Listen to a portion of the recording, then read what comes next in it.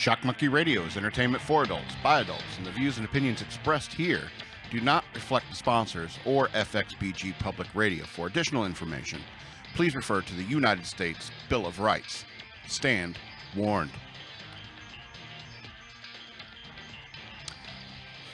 Oh my God, people. Clean your frickin' phones. After anyone hands me their phone and says, here, put in your Wi-Fi password, I feel like I just had a gigantic waffle feast. I feel like I just pressed my hands against the floor of a urinal, okay?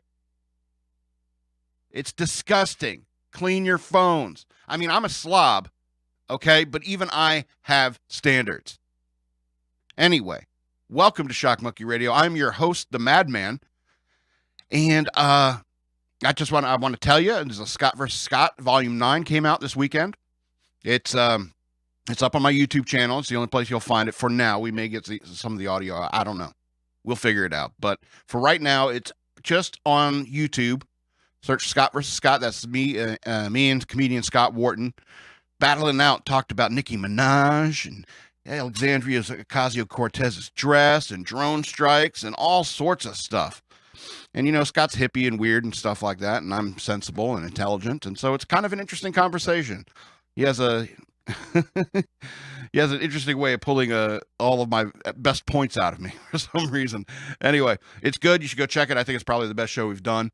And so, Scott vs. Scott is up on the YouTube channel. Speaking of which, I also have a Patreon. If you go to patreon.com/shockmonkeyradio, there you can become a patron for just $3 a month. It's very little money in this day and age, considering the government's just cranking it out like it doesn't even exist. So it's just very, very little. Very little. Also, you can advertise there, or you can hijack the news worth knowing and take over my show. Tell me what we're going to be talking about. I also have a Cash App. If you use Cash App, I have the hashtag ShockMonkeyRadio. If you want to send me a donation that way, I would appreciate it. You know, that would keep me. I'll be able to get some beer sometimes. You know, that'd be nice. And you know, that helps me with my writing. Helps me with my sense of humor. Helps me just deal with the world in general. And I also want to remind you, I'm an author as well. Go check out my books on Amazon. Look for the author name Scott L. Robbins with 2 T's and 2 B's. I got the 3 Exit 13 books up there, and I got the Ravings of a Madman, and I got The Bunny Years, a memoir, a fiction story about a superhero. And for those of you who are like, it's like, when are you going to write the next Exit 13? It's like, as soon as I get a few more checks from Amazon.com, okay? Once Kindle Direct Publishing or whatever sends me a big check, then you'll start seeing more Exit 13 books. Or you could if I started making some serious money on Patreon, and a bunch of patrons are like, write more books, then my patrons, I would honor their wishes and probably write another Exit 13 book. Okay? Or maybe you can send me money through Cash App. You write Exit 13 in the subject line, and maybe I'll get to it. Anyway, I would appreciate you supporting the show in any way that you can. Thank you very much. So, I went to see the Fredericksburg Nationals play this weekend, and it was awesome. And if you don't know me, you know that I love baseball. I haven't been following the Major League this year, mostly because the abbreviated season last year and all this COVID nonsense, and now these 2 national anthems and all this virtue signaling that sports has become now is like it's turned me off. It's like I was never really a big sports guy, and I know football season is starting up and so forth, but I really dislike football. I'm a baseball guy, and I haven't been following baseball this year. But I did get to go to the Fredericksburg Nationals and watch a game play. A friend had an extra ticket and was kind enough to invite me. And so I have to tell you, I mean, for a single-A park, it's a really, really beautiful park. I walked around it several times. I took some pictures and so forth. I may put them on my Instagram. I don't know. Because I'm not a photographer, It's not my forte. And so, I mean that camera right there is a little crooked. So my point is that, it's a really beautiful park for a single-A ballpark. And I mean, it was, I got to sit over there over the bullpen for the home team, the Fredericksburg Nationals, and I got to watch starting pitchers warm up. That was kind of awesome. You get to watch the starting pitchers warm up, and I mean, and they're just a few feet away from me. just a few feet away from me. And I get to, it's like, okay, I see what this guy's got. I see what this guy's got. And I find that just extremely accessible when it comes to baseball. I think it's great. They were playing the Lynchburg Hillcats. And so just a shout out for them. It's like, always appreciate the visiting team. Speaking of which, the home team's dugout is on the third base side, which is unusual in a ballpark. And so at first I was like, that's kind of odd. And then I realized we got there like in the afternoon, and you see the shadows like falling. That first falls over the third baseline dugout, and I think the shadows are never in the first base side dugout, and so that's why that's the visiting dugout. And so yeah, it's a great park. I mean, they have a playground there if you want to bring your kids and stuff like that. And I'll be honest, I'm 44 something years old. I was born in 1977. You do the math. And, I wanted to get up on that jungle gym if there weren't a bunch of kids around, because, I mean, it's a pretty epic playground, for a ballpark. And so I think that's cool if you want to bring your kids because, kids, don't always get baseball. There's always plenty of fun things to eat and, and do at a ballpark. And, it's good to like walk around and look at the people in your community. It was nice that, there weren't a whole lot of people wearing masks there. And even, the people that were wearing masks, is like nobody's getting in anybody's face or anything about that. It's like, I guess, a smallish town like Fredericksburg, you get a lot more reasonable people, who aren't out there trying to. Plus, I mean, and most of the people that I saw wearing masks I think had good reason to. It was like they're older, or they're overweight. They had comorbidities. They're high risk people. And so I think that makes sense for them to wear a mask. But, in the world we live in, I'm not the kind of guy that's going to go rip somebody's face mask off and say, you don't need that. And it's like, even before COVID happened and you were sick and you didn't want to infect anybody and you're that much of a hypochondriac and you wanted to wear a mask, I've seen that, even before COVID-19 hit. If somebody's sick or they didn't want to get sick, and if that's the way you want to live your life, it's like, hey, man, you want to walk around all day dressed like Spider-Man. I get that. I really do. I really don't care what you wear. Just please cover up your privates and stuff like that when you go to the spa. You know what I'm saying? So my point is that, it's like, nobody's getting in anybody's faces here at the Fred Nats Park. It's just a friendly baseball game. And I know it's just single A. But I mean, the simple fact of the matter is that I like all baseball. And if it weren't too creepy, I would go and watch Little League games. People would be in the stands, be like, which one's yours? And I'd have to say something like, I haven't picked one yet, just to creep them out. And so, but I mean, I like to watch baseball being played. I don't necessarily need to watch it at the major league level. Sure, I like the major league level because that's the show. That's the big game. That's the best of the best. I get that. However, if I'm going to have to sit there and sit through two different national anthems trying to divide our nation and a whole bunch of woke ads and stuff like that and people kneeling and nonsense like that, it just makes me not want to watch it. Anyway, I had a hell of a good time at the Fred Nats Park. I highly recommend that you go check it out if you're in the Fredericksburg area. I know I'm giving them a free promotion, but I mean, I really had a good time. I do think it's a beautiful park. My only complaint is that it's kind of expensive for a single A park. $9 for a beer, $4 for water, $9 for a hot dog, or what was the sausage I got?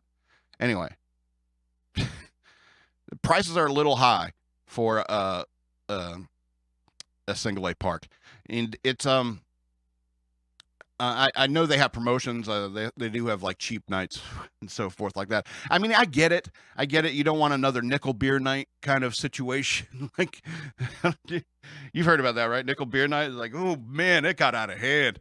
The crowd, they got way too drunk. Go look that up.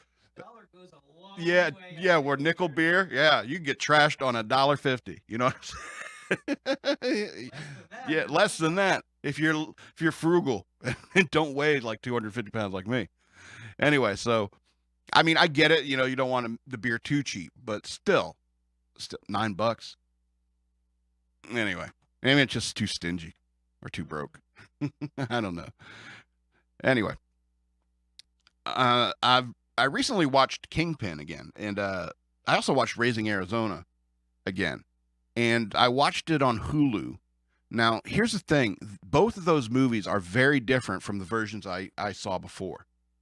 Okay, and I remember watching Kingpin and Raising Arizona. Is like they cut some stuff out of this. They cut out some stuff, and I'm not going to sit here and think about it too long about what exactly they cut out.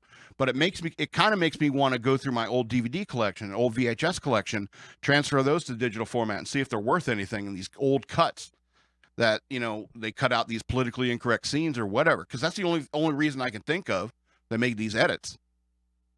Anyway, I just thought that was weird. But when I was watching Kingpin, there's the what's his name, Randy Quaid plays the Amish kid. And I was thinking about the Amish, and I've always respected Amish communities in the way that they want to live, and that's just I can understand and appreciate it, especially now, here in 2021 when we're in this digital age, and all of our kids and ourselves are enslaved by our phones and the internet and social media, and how much of our lives is taken up by these things. The Amish people, they don't have this stuff. They don't have these vices that they locked in. They don't have these electronic balls and chains. I have a lot of respect for their community because they want to live in a time before zippers were invented. Fine. But everything that they do is like they mind their own business. They don't participate in violence. Okay? They're conscientious objectors. They all that they do is to remain self-sufficient, so that they don't have to depend on trade or any other crazy people out here in this country, or walking down the streets with their face in their phone, not paying attention, and then they get hit by a car. All right. And it's way safer to be hit by it's way safer to be hit by a horse and buggy than it is to be hit by a car. Cars go faster than horses and buggies. I don't know if you know that. So I have a lot of respect for them, and I think maybe we should take a page out of their playbook. And I think that the Jews kind of have it right in the sense that the Sabbath, is like, even in this day and age, I think it makes even more sense, the Sabbath, in the sense that the Sabbath is a day where they cannot use any like electronic devices and stuff like that. I wonder if they can pull up the computer to a page, like the front page news, and like have it like automatically refresh every few minutes or something like that. Like before sundown, you know what I'm saying? So yeah, so maybe they can get their news that way. But it's supposed to be a time where you're disconnecting from the world, disconnecting from labor, from work, and you read scriptures, and you spend time with your family, and you prayer, and just disconnecting, unplugging from social media and all these constant distractions that we have. And I think the Amish, they may wake up one day inheriting this country, because they're going to be the people who still have skills and like how to, build houses, how to milk cows. You're going to have an entire generation of kids coming up these days that have no practical skills like that. And then there's going to be a bunch of kids with phone withdrawal after a big EMP or solar flare or something like that. They're turning to the Amish. It's like, what do we do now? And so thank God for the Amish, because they're keeping those skill sets that are truly important for life, and in an idyllic way of living that is quite peaceful and self-sustaining, and and kind in many ways. And it's like I have a lot of respect for the Amish people, because I've never really met a mean one, and so I think that they have something that we don't have, and that's the ability not to be enslaved by our devices. And so I was thinking about the Amish, and I just wanted to talk about that a little bit. And so maybe you need to remember the Sabbath and keep it holy. And so I think that that's a very good thing, just to take one day a week, just not tweeting, not social media. Don't even look at what's on the news. Hell, I really don't read the news, until like Tuesday morning for the show. So, I mean, but I mean, I do watch a lot of conservative. I mean, pretty much watch everyone from the Daily Wire and Steven Crowder every day. So I get the news vicariously that way. So, and Tim Pool, a lot of Tim Pool. So I guess I'm like, I guess I am keeping up with the news every single day. Oh man, it's kind of like habit, ever since I started reading. In my book, The Bunny Years, a memoir, I talked about how, Jackrabbit, he had this ability to speed read and memorize everything he read. And so I made this character. It's like he ended up like hating books because books are heavy. You read them once and then boom, they're in his head. However, like periodicals, like magazines, newspapers, and stuff like that, you can go pick up. They take up less space. Like it changes every day. New information every day. It's all a metaphor. Jackrabbit's just a big metaphor for my life if I were a superhero, basically. Anyway. So I've met plenty of Marines and soldiers that are women that I could beat up. All right. Hear me out now. It's not something I did. It's something I thought about. I run across some Marine, and a female Marine, and I'll just think to myself, I may be in the Navy. I bet I can kick the shit out of that girl. Not that I would. Not that I wanted to. Just, in one of those things like what percentage of the population of Earth can I beat up? I think I'm somewhere around 70%. 70%. All right. But what I mean is that somebody will come up to you and say, hey, man, you don't want to mess with her, man. She's a Marine. And I was like, yeah, a 5'6", 150-pound Marine. And if there was a dude who was 5'6" and 150 pounds, I bet I could beat him even if he was a Marine. All right. I mean, I'm sorry. It's not something I did. It's something I thought about. And that's not evil. That's not a bad thing. But my point is that, this is why transgender people in combat sports is more cruel than even thinking about beating up a female Marine. All right. I mean, besides being able to brag, it's like, I beat up a Marine once. You were in the Navy and you beat up a Marine? Hell yeah, I did. It was a girl, but you still could say you kicked the crap out of a Marine. But what I'm saying is that these transgender people who are in combat sports, they are more cruel than me even just thinking about beating up a female Marine. All right. And you don't see many female to male trans people getting into a UFC ring, do you? Okay. What you mostly see is male to female, quote unquote, transgender people getting in the ring or participating in sports with real women. Yeah, I said it. Real women. All right. And just kicking the crap out of them. All right. It's one thing in the Olympics or something like that where it's a measured event. The triple jump or whatever like that. It's tape measure. There's no beating upon somebody else. But when it comes to like UFC fighting and like a man beating on a woman, that just infuriates me. And when I see clips of a transgender man kicking the crap out of a woman, it just makes me mad. All right? Sure, I fantasized about beating up a female Marine, but I never did it.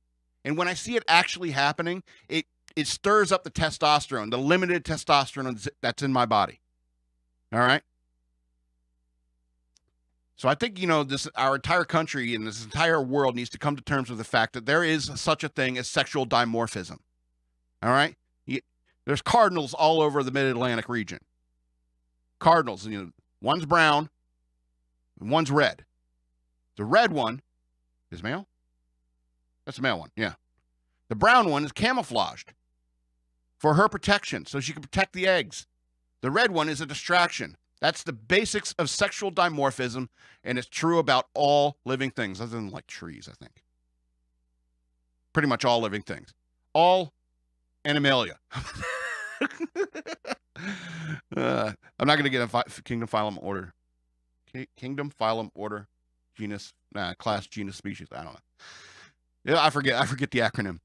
My point is that, sexual dimorphism is a thing, and all of us pretending that, there's, if you're born a man, you're a man. If you're born a girl, you're a girl. You need to come to terms with it. I'm sorry. It's the nature of things. It's the nature of things, especially if it comes to the point where somebody's getting beat up. All right. Sure, I've seen mismatched UFC fights and mismatched boxing matches. Like, ooh, that was awful. They just weren't in the same level. If it's two men fighting each other and one just wails on the other, it's like, ooh, that guy wasn't ready. That guy had sex last night or something. His legs gave out. You know what I'm saying? But it's a different thing when you see a man, somebody who's obviously a man, punching a woman in the face or choking them out.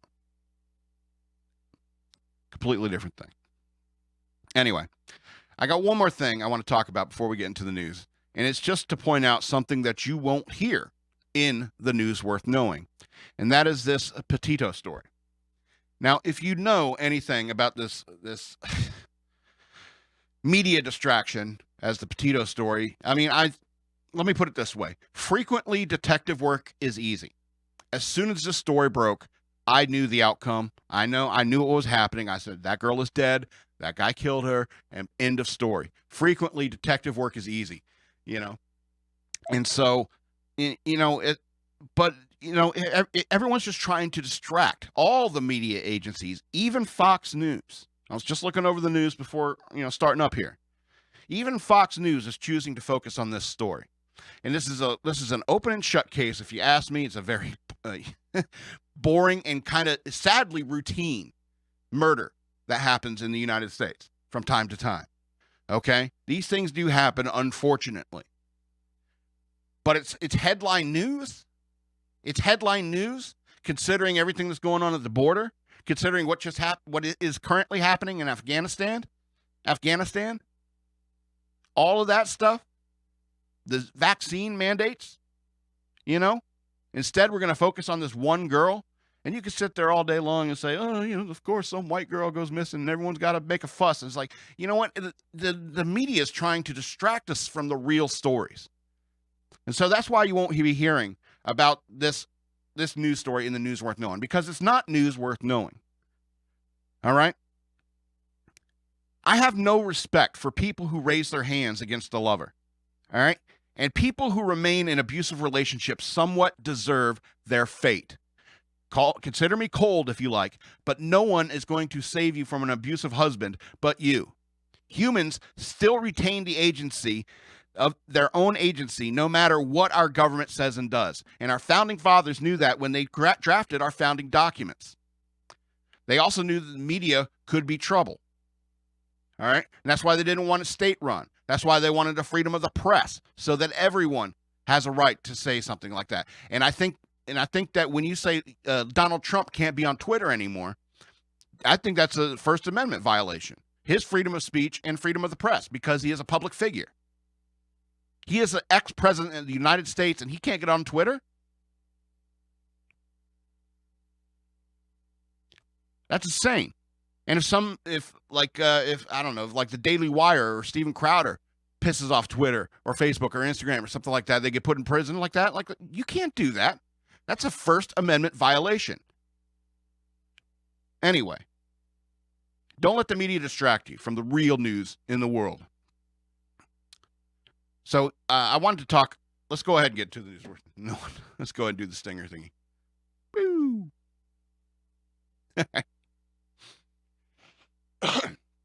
All right. So I wanted to talk about Biden spoke at the UN today. I didn't catch the speech, but I do want to read this opinion article. This James Carafino from Fox News, this opinion article. And I haven't read it yet, so we're going to discover this article together. Let's see what he has to say. President Biden gave a speech at the UN General Assembly today that was guaranteed to delight any globalist. Oh, yeah, it's definitely an opinion article. Suffused with promises of multinational cooperation, it addressed all of the standard progressive pet projects from climate change to global equity, universal labor, and environmental standards. He even promised to build back the world better and open up the American, that's a quote, build back the world better and open up an American ATM for still more foreign assistance for everybody.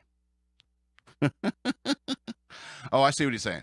He's like, we're going to spend money for the world. Okay. Jeez, it is a heavy opinion article. What Biden's speech lacked was the context on how America is actually leading. Among the more shocking statements in the wake of his catastrophe in Afghanistan was his declaration that America, quote, stands up for allies and friends. Wow, that's bold if that's what he said, because it's in quotes. Anyway, coming right after this administration abandoned 38 million Afghans to the mercies of the radical Taliban, who have already started beheading children and torturing journalists. This was borderline laughable. Jesus. At least pretend. Have some objectivity. Anyway, Biden actually bragged that the U.S. is better equipped to detect and take out terrorists today. This is on the heels of a drone strike in Afghanistan where all he managed to accomplish was the killing of 10 civilians, 3 adults, and 7 children. Our president, our military did that. Anyway, the president reaffirmed America's commitment to the rights of women and girls around the world, except Afghanistan. Never mind the future of Afghanistan. Because of his actions, it looks bleaker than ever, as 20 years of possibly the most dramatic advances anywhere in the Islamic world are erased. Adding inept to obtuse, jeez Louise, Biden promised to hold the Taliban accountable for the future of Afghanistan, considering U.S. policy is to engage, enable, and empower the group as it tightens its grip on Afghan society. This claim rang hollow, to say the least. How feckless does it look when Biden talks about taming the Taliban the day after they round out their all-male interim government, including known terrorists wanted by the FBI?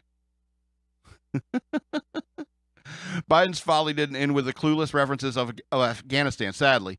He had the gall to talk about democracy for Cuba only weeks after abandoning the protesters, opting instead for policies that shore up the stability of its authoritarian regime. He declared he would bring peace and the democratic values to places like war-torn Yemen and Ethiopia, both examples of countries where Biden's policies have so far only managed to make things worse. Biden insisted that America will champion human rights. Meanwhile, his open border policies have created an unprecedented humanitarian calamity on America's southern border, complete with massive human trafficking.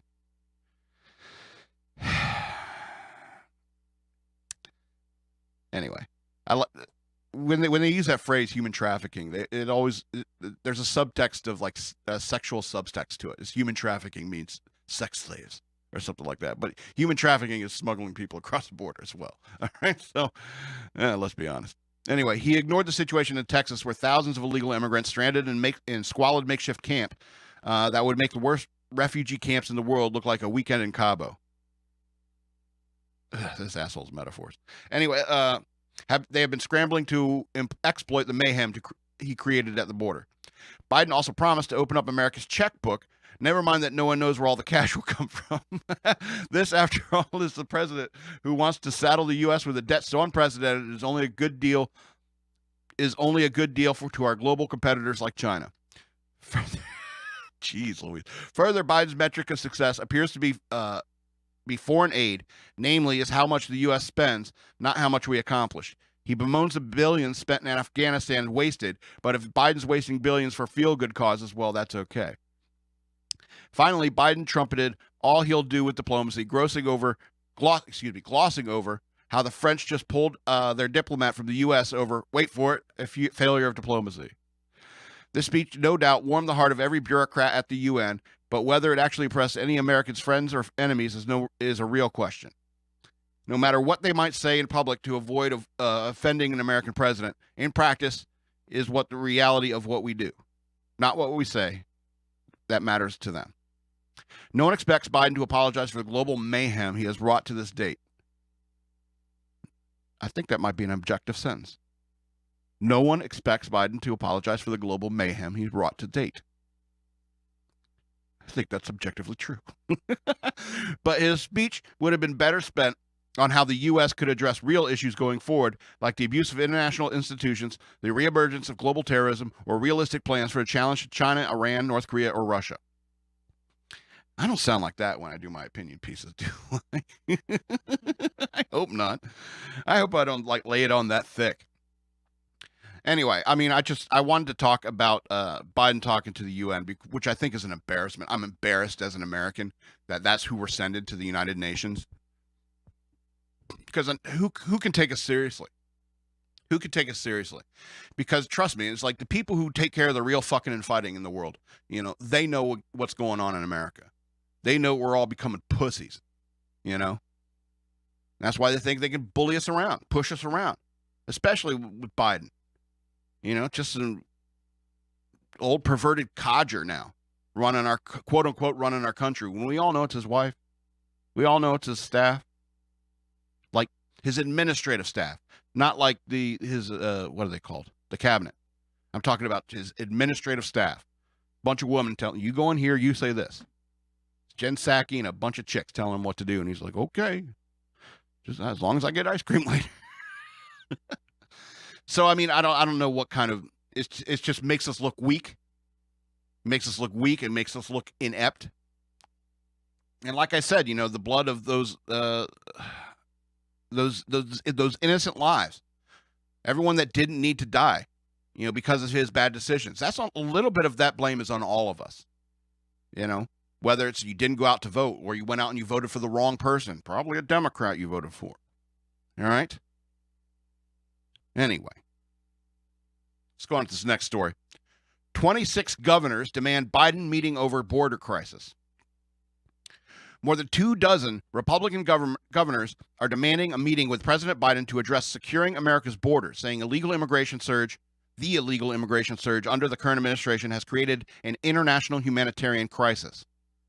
A letter released Monday, signed by 26 Republican governors, including Doug Ducey of Arizona, Ron DeSantis of Florida, Greg Abbott of Texas, asked Biden to schedule a meeting at the White House within the next 15 days so they can have a, quote, open and constructive dialogue regarding border enforcement on behalf of U.S. citizens in our states and all those hoping to become U.S. citizens. Ooh, very politic.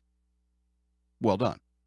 The governor said border apprehensions are up almost 500% compared to last year, and that approximately 9,700 illegal apprehensions have prior criminal convictions. They said more fentanyl has been seized this fiscal year than in the last 3 years combined, and that cartels and human traffickers are making millions by smuggling people and drugs across the border. Quote, while governors are doing what we can, our Constitution requires that the president must faithfully execute the immigration laws passed by Congress, the governors wrote. Not only has the federal government created a crisis, it has left our states to deal with challenges that only the federal government has a duty to solve. Quote, our immigration system may be complicated and complex, but the solution to ending our border crisis is simple and straightforward, they continued. As president, you have the ability to take action to protect America, restore security, and in the crisis now. The letter came a day after the U.S. government closed a portion of the southern border and started deploying hundreds of Haitian migrants, deporting hundreds of Haitian migrants who had been camped out around a bridge in Del Rio, Texas, after crossing from Ciudad Acuña, Mexico. The White House did not immediately respond to Fox's request for comment. All right, yeah, that's a big mess down there, especially at Del Rio. I'm sure if you follow the news at all, I'm sure you've probably seen the footage of the thousands of people that are just walking back and forth across the river. It's terrifying. You know, it really is. You know, there's all sorts of reasons why we shouldn't just let people into this country. And, you know, the fact that this administration just doesn't care about it, it really pisses me off. I mean, they made like Kamala Harris the immigration czar or whatever, and she hasn't done shit. Now, I don't think she's done shit since they've been in office. She hasn't done a damn thing. Anyway, and it just irritates me. It irritates me that, you know, the reason why the Democrats let this go on is because they think that these people are going to come to this country and vote for them. Because these people, that's why they're surging to the borders. They think that this Democratic administration is going to end up giving those people amnesty and let them stay in this country. That's why they went from Haiti to Mexico to come in. If you're in Haiti, why don't you just, I don't know, go north? Anyway, you know, it just irritates me. It irritates me to no end. And it's not just because I don't want no foreigners coming in and stealing our jobs or anything, or any kind of nonsense like that. Is that, you know, this is the weakest border I've ever seen in my entire life. National border I've ever seen in my entire life. And that is nonsense. Go to any other country in the world and try to sneak across their border. All right? And this is ridiculous. This is ridiculous. And considering I worked in intelligence and stuff like that, our enemies are exploiting this. Because so many people are just going right through this porous border, you have tons of Chinese and Russian spies and Iranian spies all coming in through the same spot because they know it's a weak point. It's not even a weak point. It's just a big, giant, gaping hole. And in a couple years, maybe a couple sleeper cells get activated, and then we're going to have more shootings like San Bernardino and all that. Okay? It's going to happen. It's going to happen. Mark my words. And it's all because of this nonsense. Forget about the strain of illegal immigrants coming to this country on our economy. Forget about that. There's tons of other dangers besides the immigration crisis. You know, we need to start treating our border like a border, and, you know, our governors need to start acting like governors, and a lot of them have. A lot of these southern states have. They've been trying to do their best with what they have, but they at some point you do need federal assistance for this, especially when you create an atmosphere that this is okay, that an atmosphere in the world climate that has made people think that they could just walk across the southern border of the United States. Absolutely, federal aid, you know, federal departments need to be brought to bear to help this situation. But that's the point. It's like state governments just don't have the funding as the federal government. And so they're doing the best they can with what they have. But at some point, the federal government needs to come in. You know, and at the same time, you know, our legislators need to start taking back power from the executive branch. The executive branch in our country has just gotten way out of hand. Biden comes in and is like making all these decrees, and just by the omission of you know, not using federal or putting some federal attention on this problem. You know, that's a misuse of the power of the office. And so I think the legislature needs to stick up and start taking powers away from the executive branch, because these like executive orders and stuff like that, they're getting out of hand. It's getting crazy and out of hand. Anyway, let's go on to this next story. Something pissed me off too. Georgia woman wanted after injured puppy is thrown into ocean is euthanized. Jeez. Ready for this? Georgia woman who threw her injured puppy into the ocean earlier this month is wanted after the animal had to be euthanized, authorities said Monday. Officers responded to a report of people throwing a dog into the ocean in the area of South Beach on Tybee Island, a city located near Savannah, on September 12th, the Tybee Island Police Department said. Candy Selena Marban, the dog's owner, told the officers that her puppy had been injured a week earlier and she could not pay for the animal's medical treatment, police said. At the time, officers used Marban a citation for cruelty to animals. The puppy was taken into protective custody and brought to a veterinarian for emergency treatment in Savannah. After it was determined that the puppy's injuries were so severe that the only option would be euthanasia, detectives secured warrants for Marban on a felony charge of aggravated cruelty to animals. As of Monday, authorities have yet to locate Marban.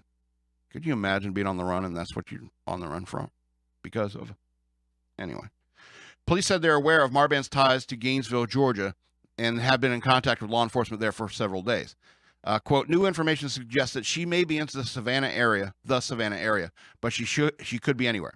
Authorities asked anyone with information on Marban's whereabouts to contact the department. All right, look, spay and neuter your pets, because there's way too many idiots out there with pets. You know, cruelty to animals is like watching a man beat up a woman in a UFC ring to me.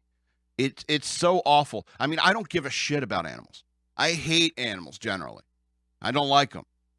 But cruelty to animals, like, it really upsets me. Now, if you know me, you know I hate horses. I mean, I really hate horses. But I watched Logan a couple days ago, and there's a scene where the horses get loose in the trailer, and they're running across the highway, and these trucks are barely missing the horses. I hate horses. But it's still at the same time, I was like, oh, I don't want to see one get splattered on the highway. You know, I'm not that kind of monster. I'd rather just take them into a nice, you know, quiet barn and euthanize them. Anyway, well, my point is that, you know, the cruelty to animals just makes so little sense to me. I never really understood it. And so it's, and my sister got a new cat. This is why I'm bringing it up. My sister got a new cat, and the story of how she got this kitten is awful. It's like somebody threw a box full of these, like a litter of cats, over the fence over a neighbor's yard or something like that. And so they went around to the neighbors and saying, you want one of these free cats? Because, you know, somebody didn't feel like they needed to care for these things.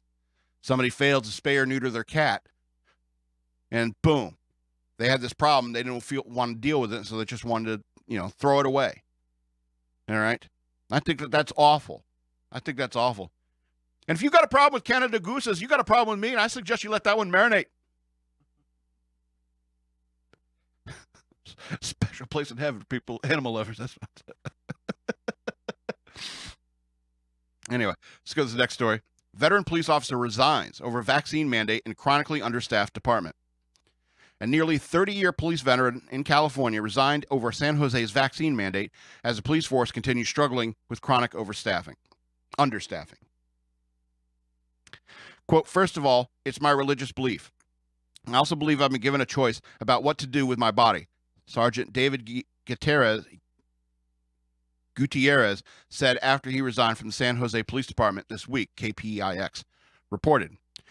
Gutierrez spent 23 years. He looks white as shit. Why is his name Gutierrez? Anyway, sorry, I didn't mean to get racist. Anyway, he spent 23 years with San Jose Police Department working as a homicide detective, internal affairs investigator, and patrol supervisor before retiring in 2019. He then returned to the force as a reserve officer.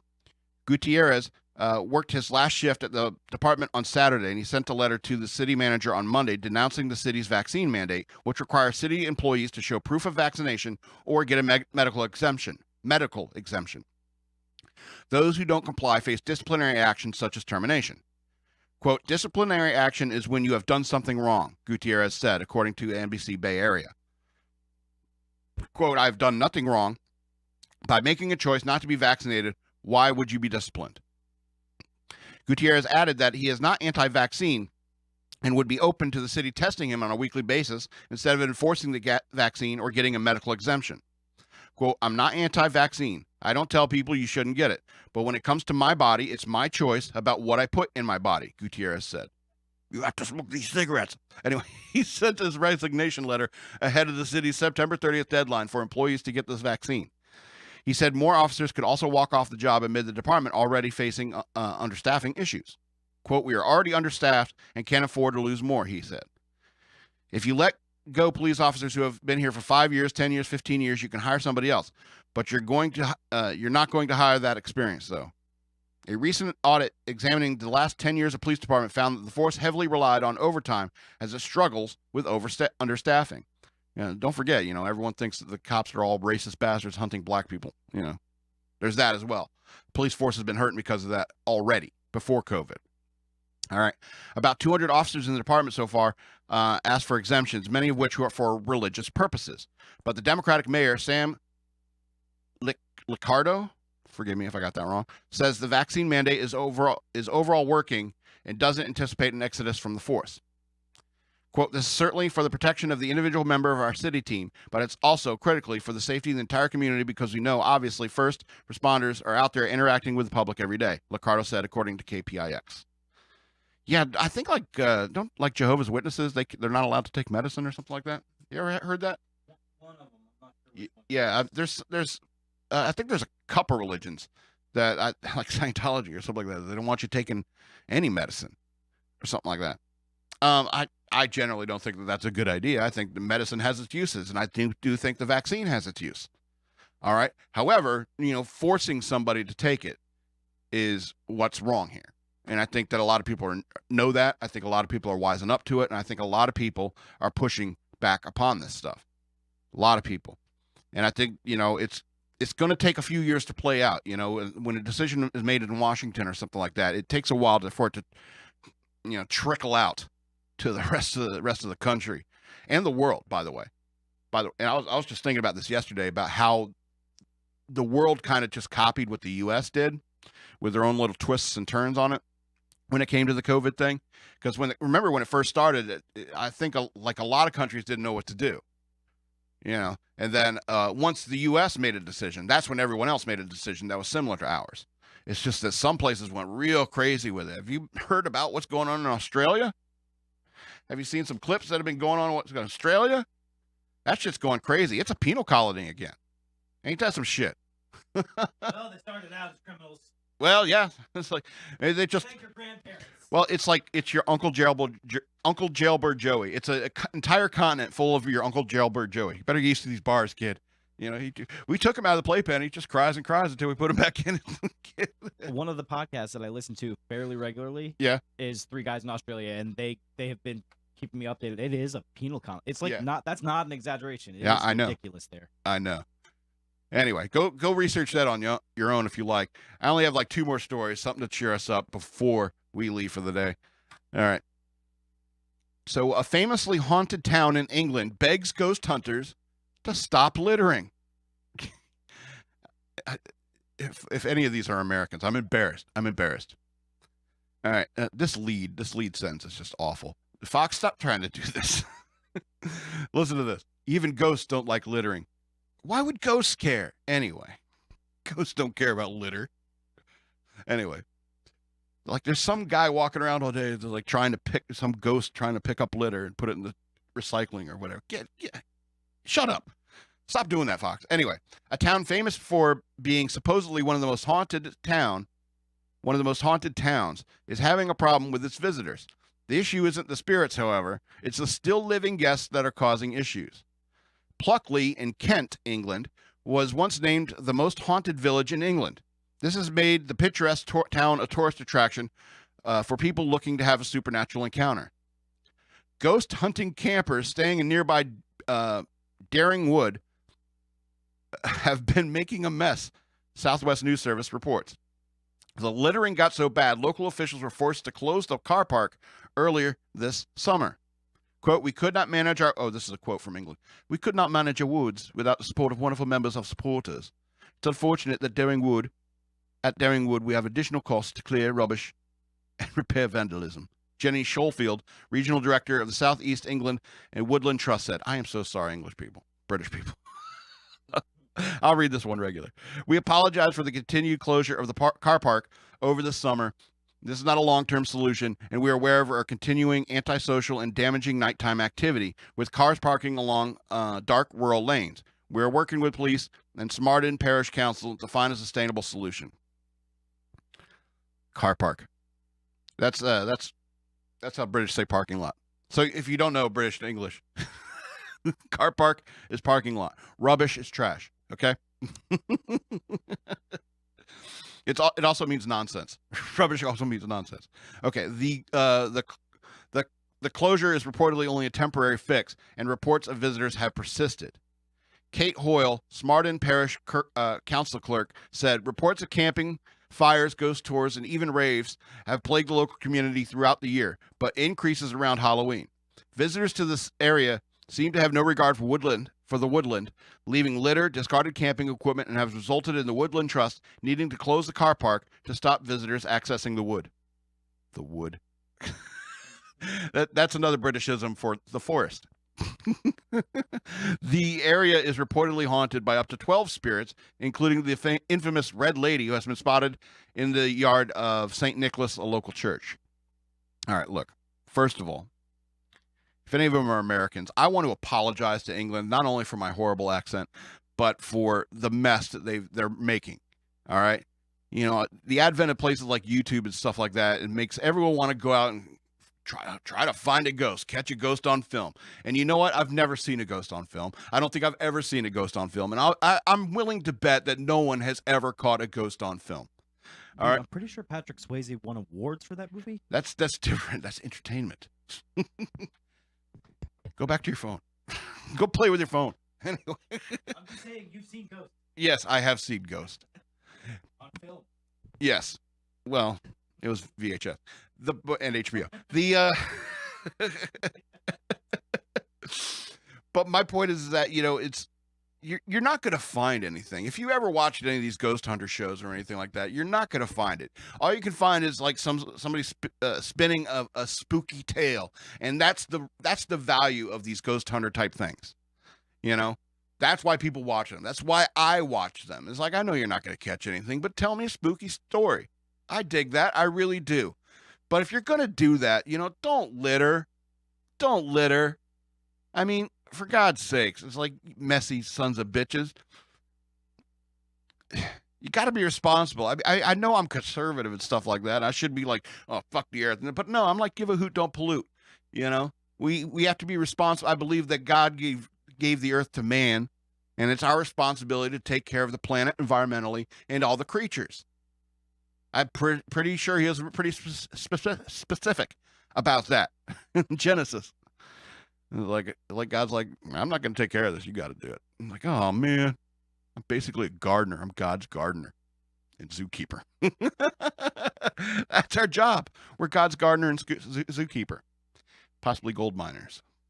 The Anunnaki. I've been watching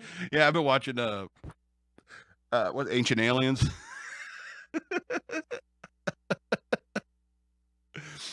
That dude, what's his name? This Sokolis guy, that guy with the memes, like, I'm not saying it's aliens, it's aliens. Yeah, George's Sokolos or something like that. Yeah. You know, he's the meme. He's so funny because it's like, and people are sitting there talking about God, but here's the thing, there is no God. And I'm like, all right, dude. Well, that's what I mean. It's like some people are so atheist that they, you know, you have to invent some other god to worship, like aliens. Anyway, whatever. Anyway, and ghosts are bullshit too. And anyway, well, our last story for this evening. A true gentleman, 4-year-old, tips his hat to Disney princesses, and it gets love from millions. A little boy is having a viral moment after his mother shared an adorable video of him greeting princesses at Magic Kingdom in Walt Disney World. Florida resident Vanessa Guedert, Guedert, forgive me if I messed that up. Anyway, posting the footage on TikTok last week of her son Bernardo, great name, Bernardo, kindly tipping his hat to Snow White and others as they strolled by in a parade. More than 30 million viewed the video, with many commenting on how it brought them to tears and that the 4-year-old is a true gentleman. Really? You cried? Anyway. Quote, he's a great kid, very polite, happy, she told Fox News. He loves Disney movies such as Beauty and the Beast, The Incredibles, Monster Inc., but his favorite is Toy Story. Yeah, who doesn't love those movies?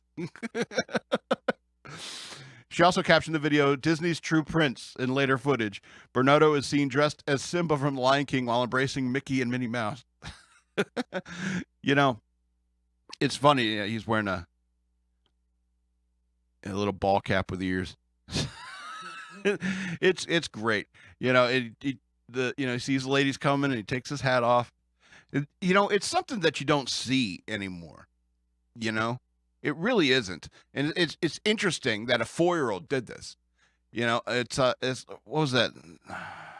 What was that song? I was taking a trip out to L.A. Was that a Charlie Daniels band? Tooling along in my Chevrolet, toking on a number and digging on the radio. I think it's Charlie Daniels. Anyway, but he said there's a scene. You tip your hat to this lady's son, and when he took his hat off, his hair fell out, and they knew he was a hippie. You know, and so it's funny because, tipping your hat used to be a thing that they did. Like, even in the Victorian era, gentlemen walking down the street, they got their cloaks on and their cane and they got their top hats and madam, and they tip their hat to a lady. People want to say chivalry is dead. I'm sorry, chivalry is not dead. Where'd this kid learn this from? Probably his father. You tip your hat to a lady. That's how you treat women. You treat them with respect. Treat them with kindness, and and it is a true gentleman. And you may want to sit there and say, it's like, chivalry is based upon some chauvinistic, patriarchal ideas, and like whatever. The true. If you look up like the code of chivalry, even though tons of knights and stuff like that betrayed those codes, the code of chivalry was actually a wonderful thing. The idea of wooing a lady is something that all these women out there these days are dying for these days. I swipe through Tinder and all those other dating apps and stuff like that. There's only basically 2 types of relationships. It's like Netflix and chill. When was the last time somebody, you went on a proper date, brought her some candies or flowers or something like that, wooed the lady, tipped her hat, opened the door for her? It's a process. And we all want that. What the hell do you think all these Disney princesses are about? We all want that romantic story. Yeah, we're not princes and princesses, but we're the princes of the universe. Here we are. Anyway, and that's who we are. You know, it's like Jordan Peterson says, it's like, the age of chivalry is like you have a sword, and the idea of saluting and all that stuff, you have the sword and you know how to use it, but the real job is to keep the sword sheathed. But you need to know how to use it, know when to use it. You know? And I think that these aspects of masculinity people are aching for it. They're aching for the old true masculinity. And this kid, this 4-year-old boy, just showed us why. Anyway, I want to remind you again to go to patreon.com/shockmonkeyradio. Become a patron. I'd very much appreciate it.